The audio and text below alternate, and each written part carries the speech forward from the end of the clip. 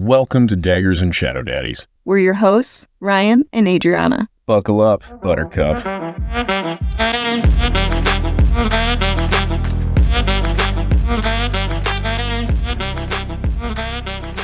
I am so happy we got to the point where feyre realized Tamlin's problems, or realizing their relationship is a problem and it's not healthy in the way that it was founded, all of those things. It's just an overall recap of how I felt about this next group of chapters. Ooh, I think feyre finally coming into accepting who she's become versus who she was. No, I don't think she is accepting who she is. At one point, she was saying, like, who or what I am.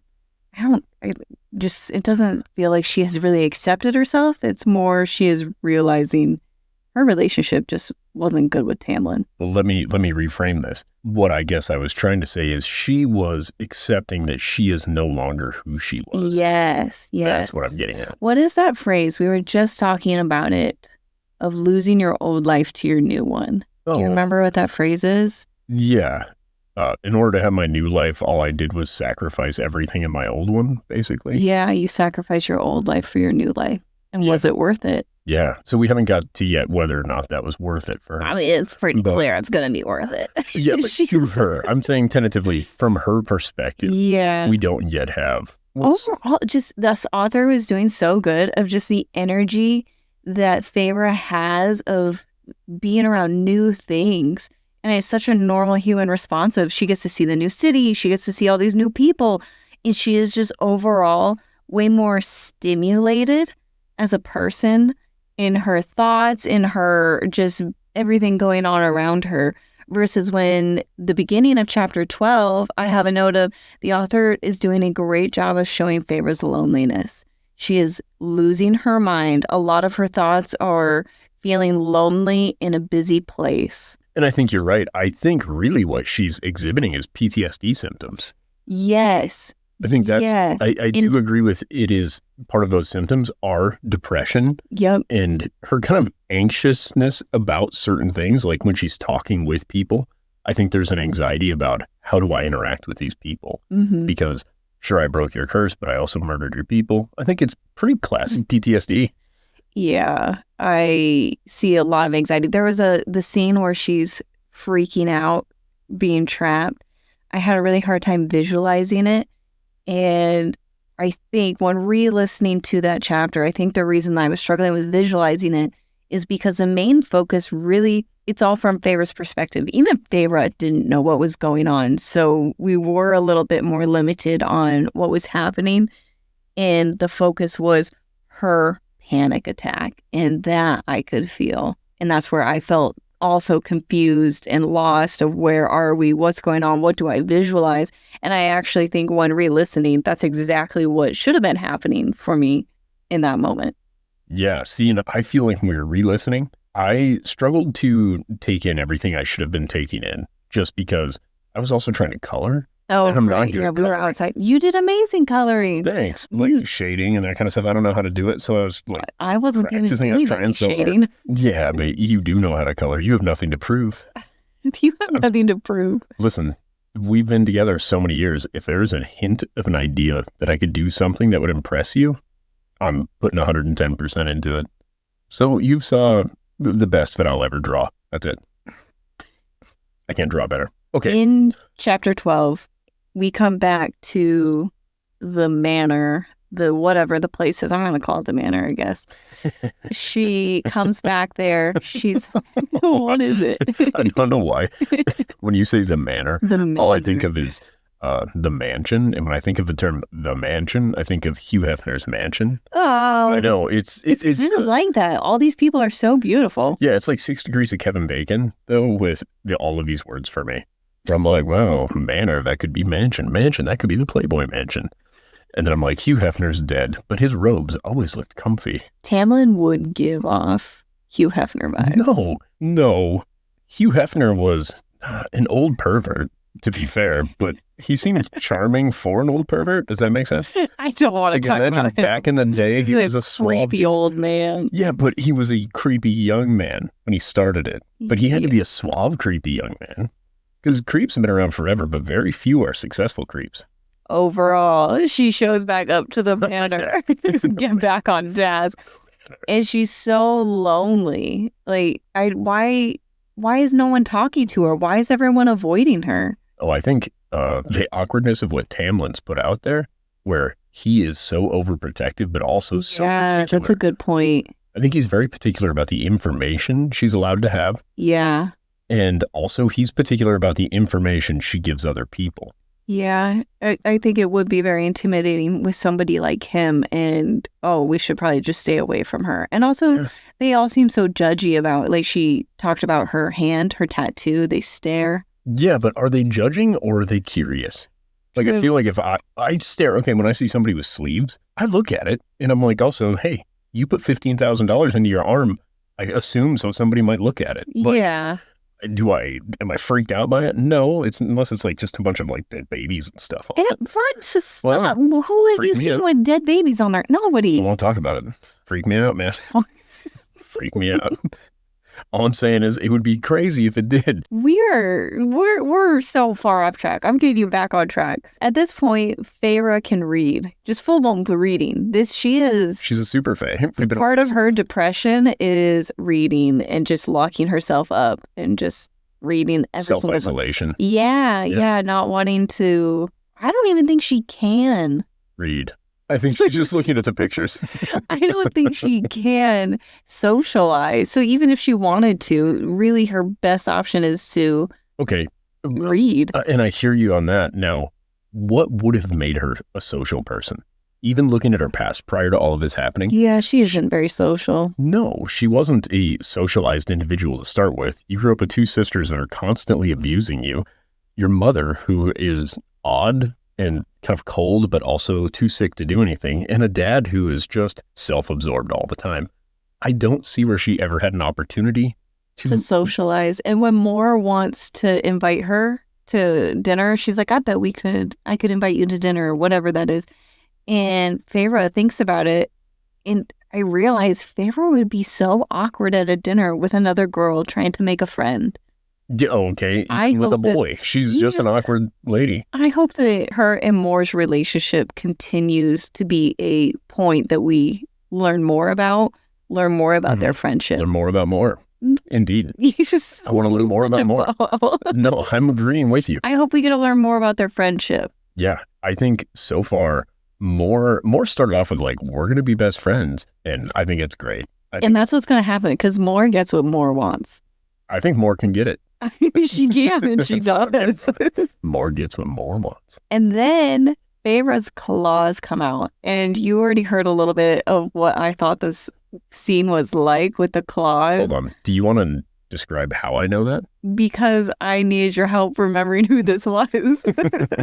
I was just like, who is the girl from Wolverine where she has the claws coming out of her fingers and they had the fight scene? I'm like, this is like 2011, 2013. I feel like it wasn't even that specific. You were like, who's the girl in Wolverine who like had big long nail claws coming out of her fingers? And that's where. But when you try Googling this, you get Wolverine's daughter.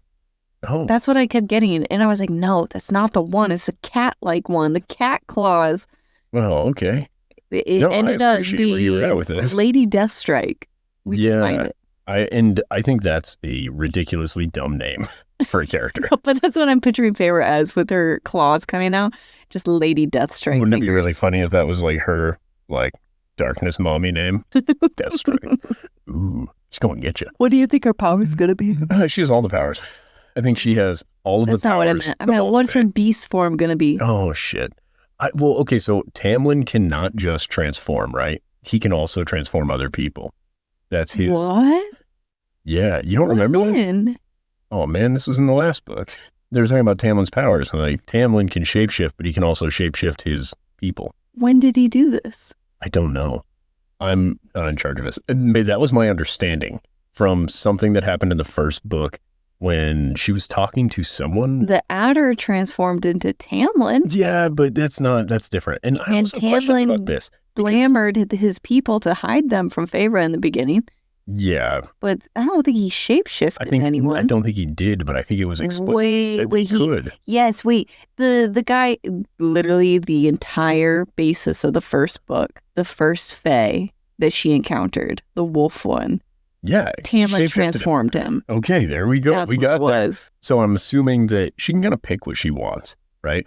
She's not going to get wings. So we learn in this book that Rhys has wings because he is, what are they called? Illyrian? Illyrian. Yes, the Illyrians have wings and he's half Illyrian, right? Like 2 other buddies that we meet later on. I won't get too heavy into them right now. So I don't think she's going to get wings.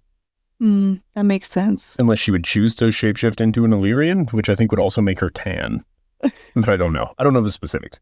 I think she has all the phase powers from every other high fae. Yeah, as far as powers go. Maybe, yeah. Well, I guess we'll see what she turns into. I think she's the Megazord of high fae. And it was around this part, the claws come out, that whole seed. Then the 3 of them go have a conversation. She's eavesdropping again, which, good for her, because we wouldn't have all this tea if she wasn't doing this. Is it still eavesdropping if they're all intentionally speaking at a volume? With doors open. Here? Yeah. Like, maybe she has super hearing and she's not aware of it. Yeah, but also they don't close any doors. They're like, Feyre can probably hear us. And she's like sneaking around and they're like yelling it back and forth to each other. Like, sure hope Feyre's not listening. That's pretty much what happened in the first book. They were intentionally telling her things by letting her listen in on it. If we've learned anything, it's that she's not a super... You're distracting me. I was trying to say something. She's not a sleuth. That's all I'm saying. You could have just said that. What I was trying to say is they talk about her being used for breeding and... What are you talking about? You missed this? I feel like you took a hard left. No, I thought you were saying she was sneaky. I said the conversation that after her claws come out, Tamlin, Lucian, and Ianthe all have a conversation about training her and what to do with her. Oh, and they're trying to train her to breed? No, you were not listening. Now you need to listen. What happened in this scene? Oh, give me just a second. I did miss this. I'm so confused. So early. This is the whole point of chapter 12, pretty much. Oh, man. Okay. Actually, no, it's not. There's the second part of 12 that's important. Right. So sorry. Please continue. Feyre overhears the 3 of them having a conversation about training. Lucian was trying to ask Tamlin to train her. Yep. Okay. Yeah, I do remember that. Then Tamlin is just, no, it is too dangerous. Ianthe is talking about how dangerous it is also, and that if the other High Lords find out about this, they may even want to use her for breeding and for their children because of their powers. And initially, when I'm hearing this, I'm thinking, oh, do the children of High Lords not have powers until they assume them? Or I'm not quite positive, but then later we find out Rhys has powers as a child. Yeah, I think they all do. And because he's the child of a High Lord. It was actually odd with his powers because he's an Ianthian, Illyrian. That's what I meant. Ianthe. That's her name. He worships her. He loves them priestess bitches. So we find out the High Lord children do get it. Is it just more, the children would be even more super if they... No, and that was the take I was taking last time we went through this, that everybody gets their powers at birth, basically. I mean, obviously, as they mature, they develop control and all these things. But yeah, everybody's got their powers. When they take the throne from their parents, I assume whoever is the most powerful fae in that region becomes the lord of that region. So it behooves you to have children with other powerful people so that one of your children assumes the throne. That makes sense. And it makes sense why it's always the children, because they have a part of your power. And it's the strongest of your children that I think kill you? I don't quite know how. So far, we haven't heard of a retired High Lord. All the dads are dead. No. Lucian's dad isn't dead. He is alive. He is alive, but he's still the one in power. Yeah, but that's like the 3rd High Lord that we know anything about at this point. We don't know about anybody else's kids or anything. We know Tamlin's parents are dead, Rhys's parents are dead. And the question is, did they kill their own or did they kill each other's? Yeah. Because their bond is strange. So something tells me there was like a trade-off. Yes.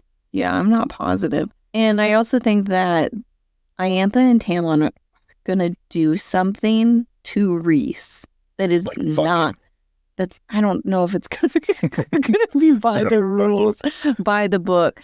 Just given how Tamlin and Ianthe were kind of scheming a little bit on hiring a hitman. I wonder if later we're going to have issues with Tamlin and Ianthe planning something. I have a theory about Tamlin and Ianthe. They're doing it behind Feyre's back the whole time. Nope. I don't think that's happening, but that would be great if that is what's happening. No, they're not concerned about the King of Hybern. Are you sure? I think they are concerned of Hybern and that they're keeping a secret because they were talking about there's problems on the western sea border, which would be their border to the side that Hybern's at. I guess if you're legitimately concerned about the King of Hybern, you are interacting with other High Lords. You guys are trying to form a posse to beat this guy. You're mobilizing an army. You're doing a lot of things that he is in no way doing, and you do see Rhys doing all of these things.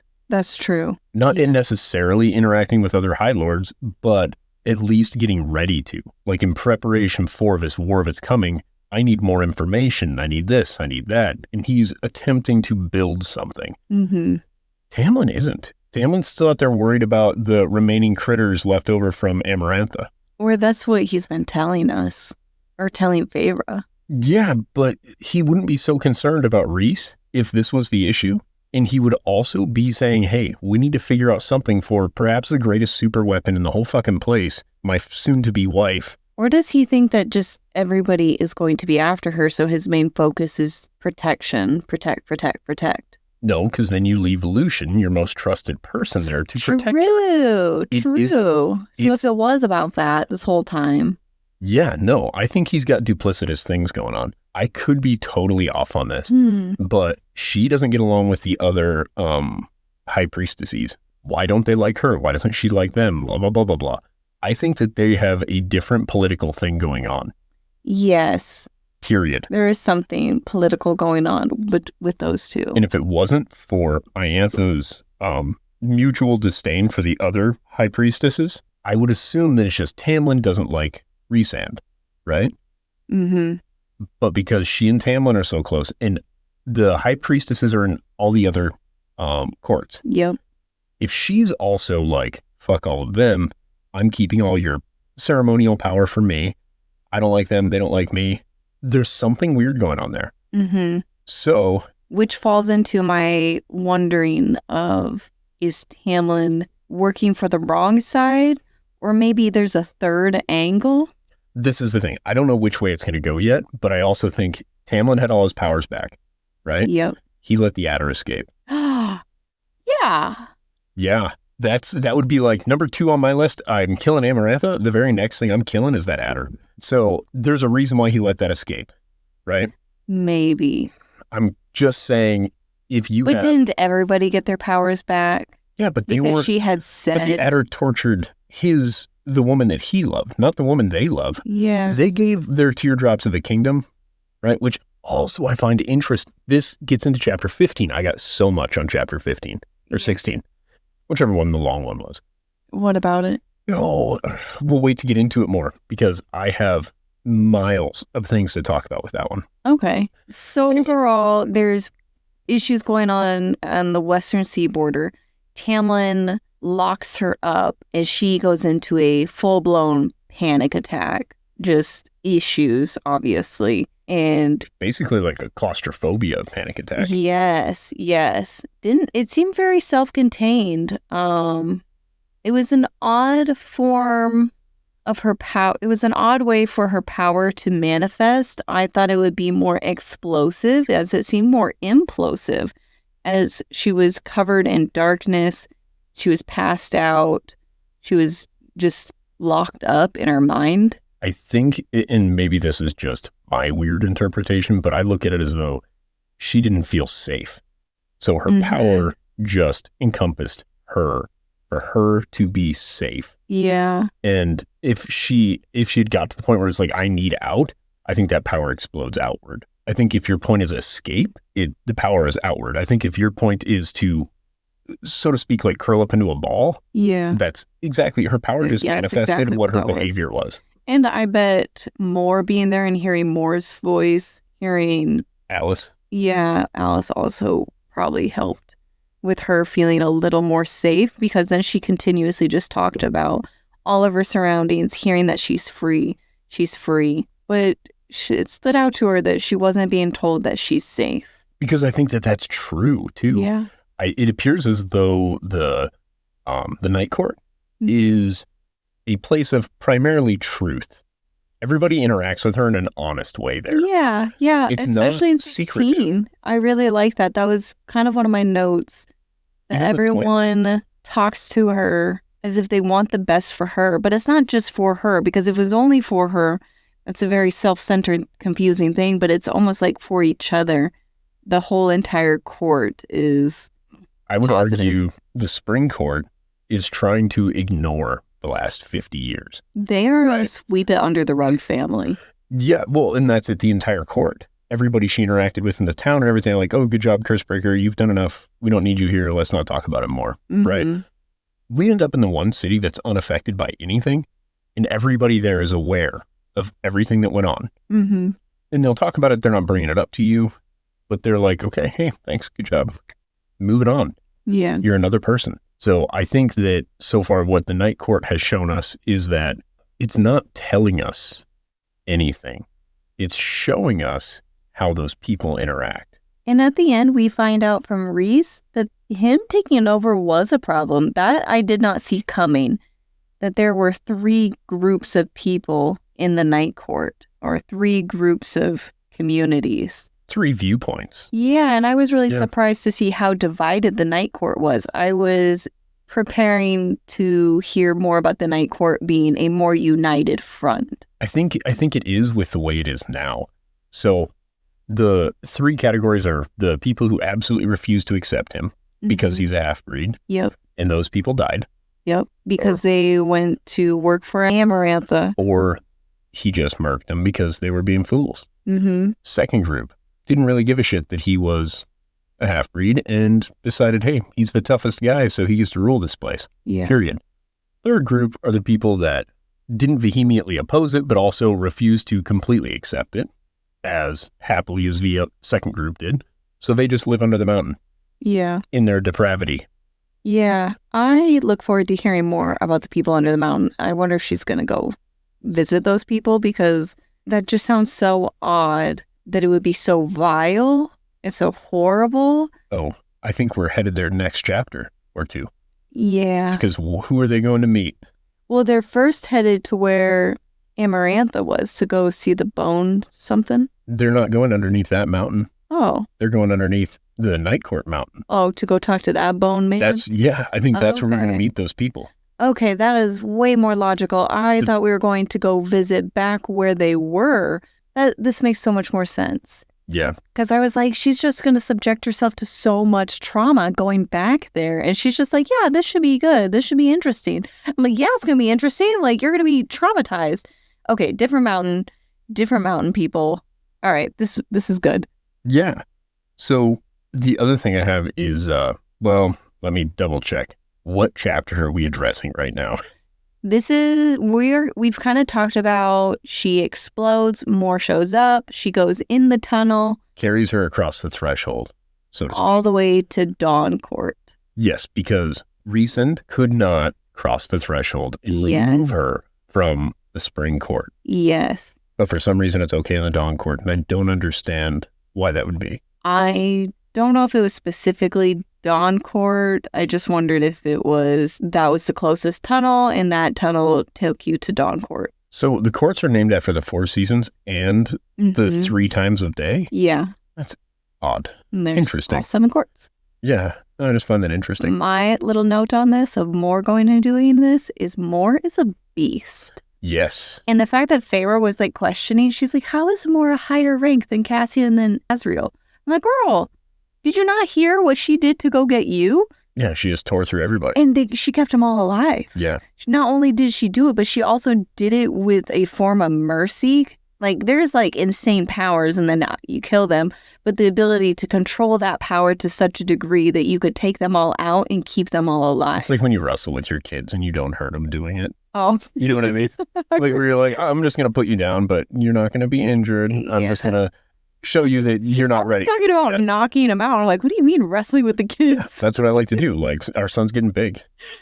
You got to show him every so often, like, dad's old. Overall, anytime talking about more, she sounds like a super attractive, Yeah. just beast of a woman, Oh, yeah. strength. Straight up muscle mommy. Yeah. Yeah. That's my note right after that scene. Massive Overall, that's mommy. Yeah. Stop it. That's where we're at. She's getting ready to go to the night court. Yes. So she gets transported from the dawn court to Yep. the night court Yep. by way of winnowing. Mm-hmm. I'm trying to remember that term because it's cool. Anyway, so she gets winnowed into the night court. He's like, hey, young lady, how are you doing? She's like, fucking hate everything. He's like, good, you're feeling something. She's like, rage is better than nothing. Mm-hmm. He's like, yup. And so go take a nap. Yeah, he keeps inciting rage in her and then also telling her that she's a little tired. She should go take a nap. Maybe she's hungry. He does Kind of like everything. you with me by 2 p.m. Yeah, I'm like, okay, she needs a nap and she needs a snack. We get those two things. We'll talk to her again at 4:30. But yeah, she does this great job too of acknowledging what she needs. Because realistically, yes, sleep is important and all these other things, but she's like, I've rested so much and I'm not feeling better. Clearly what I need is not rest. I need to do something. Yeah. I need to be involved. I wondered if her wedding dress was still in the wardrobe in her bedroom at the night court. I guess I hadn't. She just stuffed it in there and just hasn't looked back. I don't know. It was just an odd thought. I wonder if it's still in there and if we ever address that again. Her old wedding dress. She digs it out. She's like, I still fit in this bad boy. 12 years later. Tamlin's still just blue balling his way into beast form. Oh my gosh. That guy sucks. I love that she asked Riorson if she could go with him in the same way that she asked Tamlin. So both men were asked a question in a very similar way, and we got to hear each of their responses to that. Yeah, the only factor that we're not given is where they were going, like the level of danger, right? Because where Rioson's going, there is no danger. There was no danger, but it was very dangerous for him to bring her. Is it though? Yes, because and especially like the amount of times that she questions him. Why didn't you tell everyone?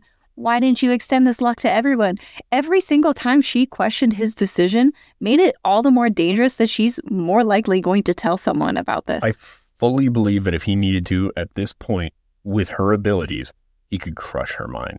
Yes. I don't think he's it's not that going to, but I saw Yeah. that as dangerous. Yeah, okay. In the same way that, like, yeah, I guess it would be like not telling a child something that you could easily murder them for. Oh my God. Man, I'm really on this murder baby thing. Jesus. Yeah, you brought this up 3 times. I don't know what's wrong with me. She seems so frail and easy And to she murder. is very frail. Like, she has all this power, but no stamina. Mhm. Like, every time she does something, she's exhausted afterward. Yeah. But no, I see what you're saying. The Overall, confidence you're high. just shutting down something that I liked. No, I'm agreeing with She asked them the same thing, and she only said please once to Rhys. Yes. And he didn't dismiss her. He was just like, then we got to discuss the deal again. Yeah, and I think he learned that through letting her see the other stuff. And then she's like, I told Tamlin everything. He asked me everything. Yeah, She hasn't proved any trust. No, she's been honest with him as well. Okay, honestly, I told everything. That is not, I don't know. I not think good. No, but it does allow you to know if this person says, I'm not going to say anything. I think I would be more inclined to believe that. Yeah. I don't think she was told that she couldn't tell Tamlin anything. No, that's what I'm saying. Yeah. It wasn't against the rules. It was just she kind of knew it was shitty, Yeah. but she is damaged. And he just gave her enough information that she could do something kind of shitty and not be a shitty person for doing it. I think it was good. He gave her training wheels of information, so to speak. Yeah. And I think she was way too harsh on him on all 3 chapters, 13, 14, 15, maybe even into 16. I don't think it was really brought up in 16. I think she's being really harsh on Rhys for the decision that he made to keep it a secret. It's a trolley problem that is happening with that decision. And when we saw her trolley decision, she chose to kill instead of solving the riddle. Well, I think that's kind of the moral of these books, right? Is the female character is somebody whom you're rooting for the whole time, but constantly makes the wrong decision. And the Shadow Daddy character is the guy who you think is going to make the wrong decision, constantly does the right thing. Yeah. Like, I think that's the whole goal Yes, I would agree that it's constantly the Shadow Daddy that's making the right decisions, making the tough decisions that are the right ones to make. And then they get kind of crucified for it. But it was like, if she was in the same situation, given what we know about Feyre, we know she would make the same choice. No, I disagree. Feyre wouldn't make the same choice. I think she would. I know she's saying this, but I just thought after seeing how she chose to kill the children in order to save everyone. The only reason she agreed to kill Tamlin was because she knew he wouldn't die in her head. Mm-hmm. If she was going to save everybody and all she had to do was murder Tamlin at the same time, she would have Romeo and Juliet that motherfucker. Okay, yeah, you're right. She would have. Yeah, she constantly makes the wrong decision so that he can show her, oh, I'm making this hard decision. And she's like, you asshole, why would you do that? And he's like, it's for the greater good. And eventually she becomes a person who can also consider the greater good. Yeah. Because she needs character growth and he doesn't. True. Yeah. I like that he is still a little flawed as a person. Rhys doesn't need character growth. Yeah. Because he's not the character we're rooting for the whole time, right? Yeah. She is. So I think it's not just a trope, it's an important narrative device. And that also comes back to when she asks him the question, can I go with you? Yeah. He again is making the right decision. Yeah. And you had brought up how he was flawed. Yeah, right? a little bit. And I see it in the first book. Mm-hmm. In this book, he hasn't done anything that I would consider a character flaw. True. Yeah, I don't think he has yet. Everything he's done so far is flawless.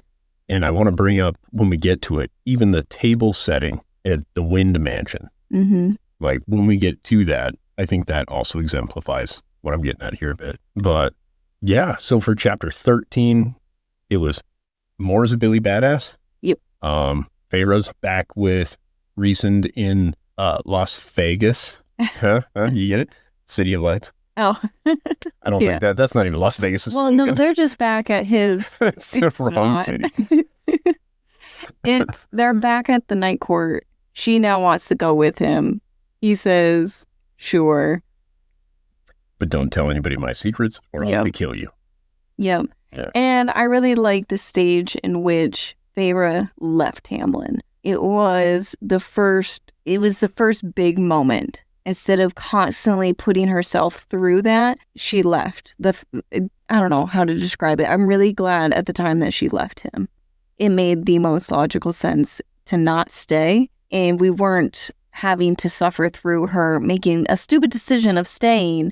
We got to enjoy her leaving and escaping and to stay gone. It's the first time we've seen her self-advocate. Yes. Yeah. Yes. I would agree. And I think the other really cool thing that she does when she goes with Rhys, she addresses within herself too, like, should I learn this information? She kind of struggles with it for a minute. Yes. I was feeling frustrated that rather than taking a moment to absorb the information you're getting from Rhys and absorb the information that you're getting from Tamlin, she's just getting all the tea from Rhys and giving it all to Tamlin without trying to rationalize and reason through any of it herself. Yeah. And now it feels like she's taking on more of that burden and responsibility of, I should be thinking more about these things. She's providing herself purpose. Yeah. I think is how I see it. And I'm glad for that change because leading up to it, man, she has been a pretty insufferable character for the first 15 chapters in this book. She's just a victim. Yeah. And didn't know how to escape. And now that she has her powers, I look forward to seeing her gain that independence and confidence of no one can hurt me again. Because I think that's where we ended on 15 of her realizing the Adder will never get to do that to her again. If she gets the power, like if she builds up her power enough, as it says right now, I honestly think the Adder could rock her world. Yes, I would agree. So I think that while she has that in mind, I think her developing that power is going to be empowering, so to speak. But I just think that it's hard because Feyre is treated as if she is the exact same character that died at the end of the last book. And I appreciate that they are having to baby step us into this new character. I think just as much as she is baby stepping into herself, that's what I mean. Her new character. Yeah, that's what I mean is I appreciate that about this book. Yeah. And then we get to the city And Please call it by its name. I don't remember it. Las Vegas. It is not. No, it starts with a V. It's like Verandaville or something like that. Valeria. I don't remember.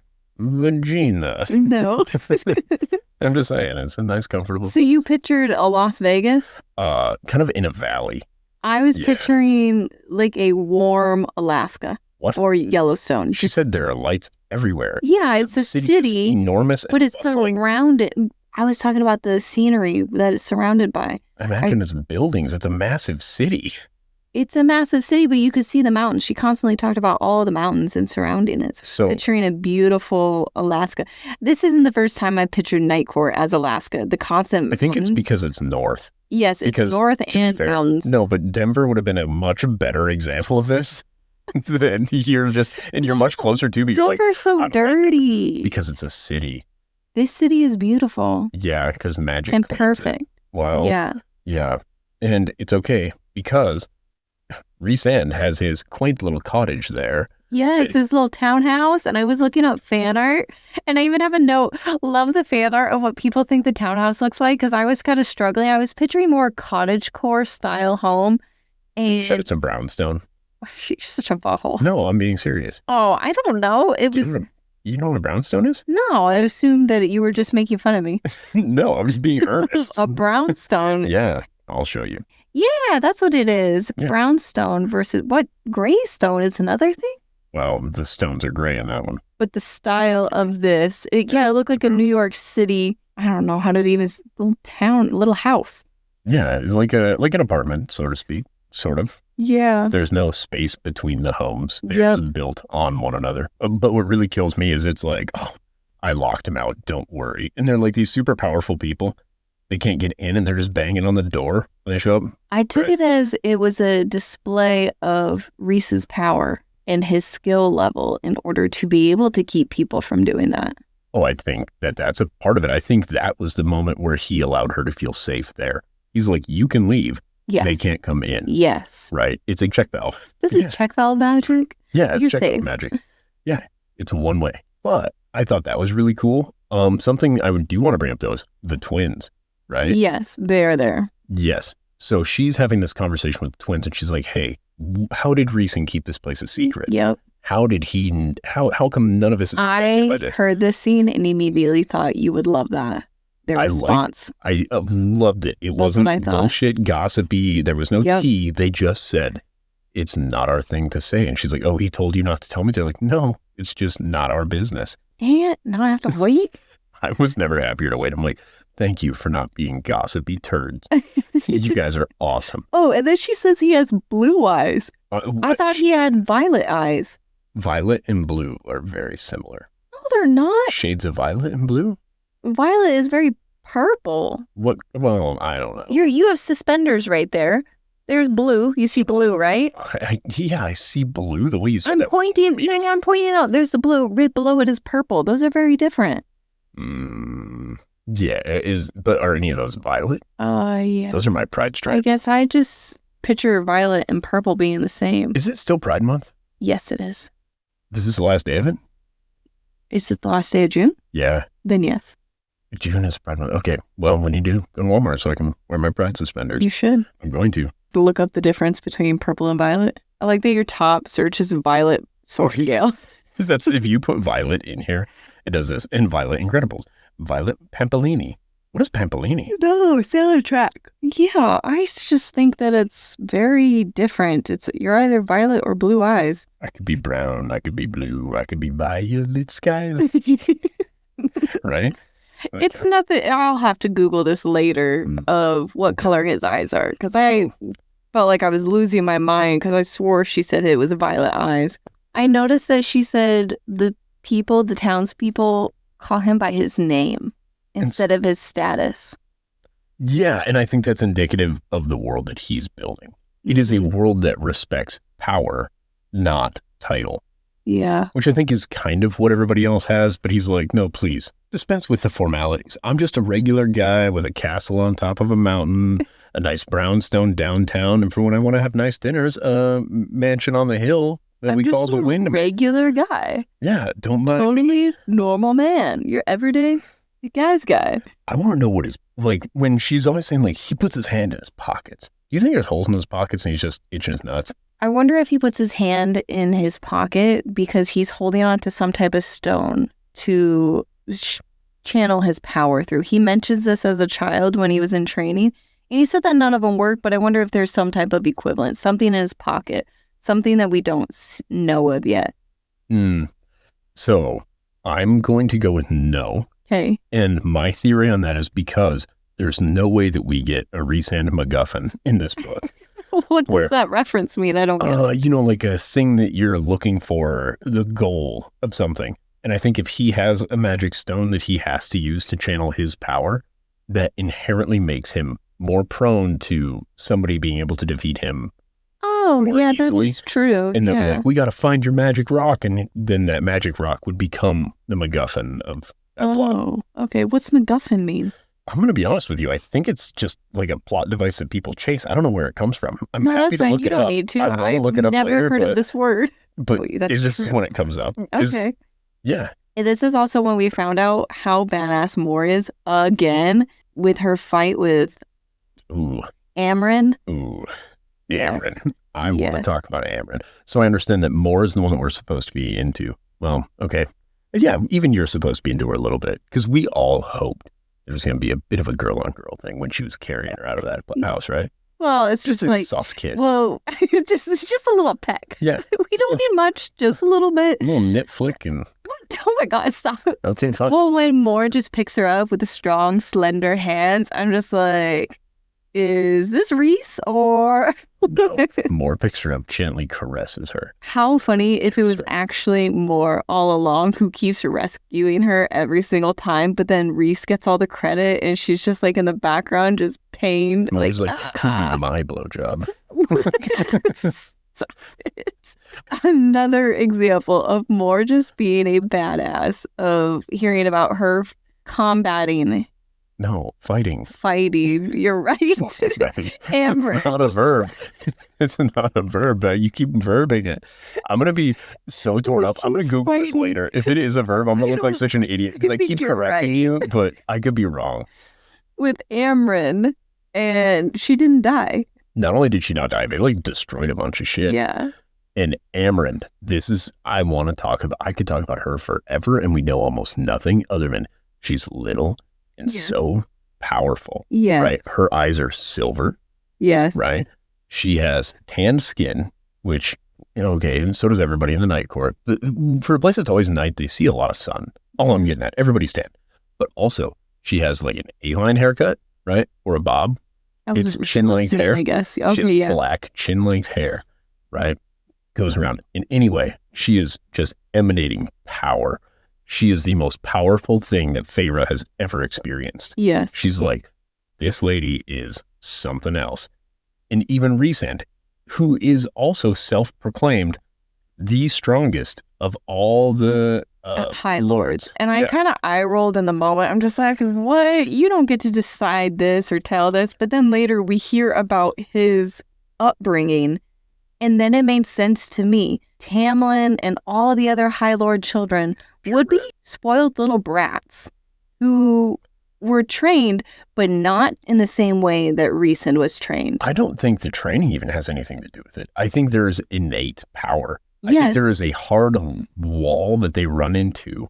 Like regular humans, if I work out every single day and I run every single day, I am never Usain Bolt, ever. Yeah, I see what you're saying. I guess I was just getting at the whole concept of the type of training he went through was something that none of the High Lords got. I think so. They all rely on their power, just like what Rhys's mom was talking about. She's like, you'll have your power, but I want you to have other skills. But I think it's a mix of the power that he gets from being a, what are they called again? Illyrian. Thank you. And when I heard that term, I've heard that term before. Right? Mm-hmm. Like Illyrians are a historically notable people. Yeah, I've never heard of it. Yeah, so it would be like they were from basically, it just go like east of Italy, right? They would be like some Greek people, I can't remember exactly which regions they would have been kind of known for being in. But this is like right towards the Jesus times.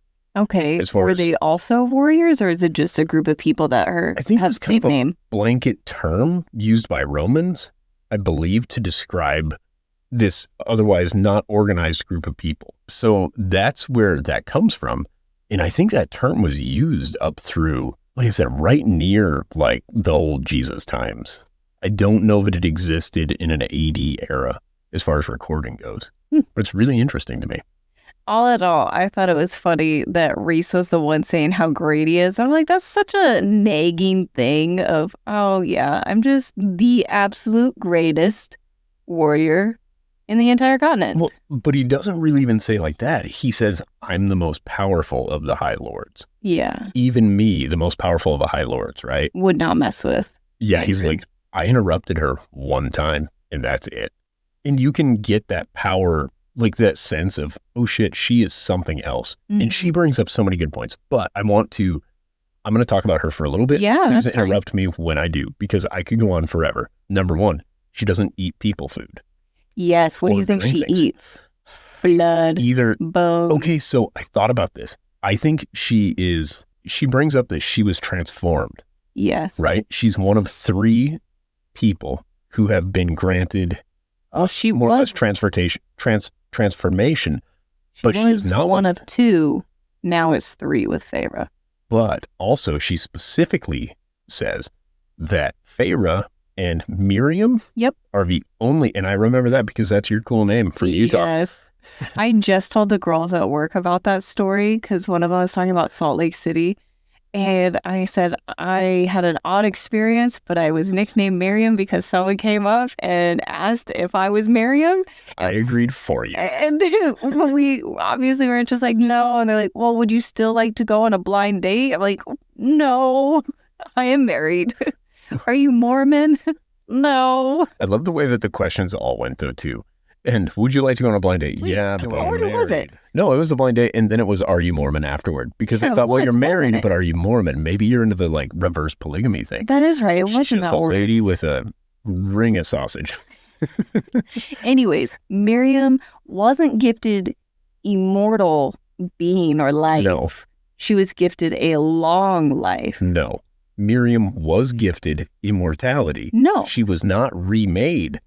She didn't become a fae. She also wasn't immortal. She was not remade and she wasn't immortal. She was gifted a very long life. We're gonna have to go back through that because We will. That stood out. because it also stood out to me because the only one not listed with anything changing as far as immortality was this lady. What's her name again? Amryn. Amryn. Amryn's the one that is not discussed. She was just transformed. Yeah. Feyre is the only Not one. both, almost. Well, she's the only one to have. The only thing that remained original to Feyre was her soul.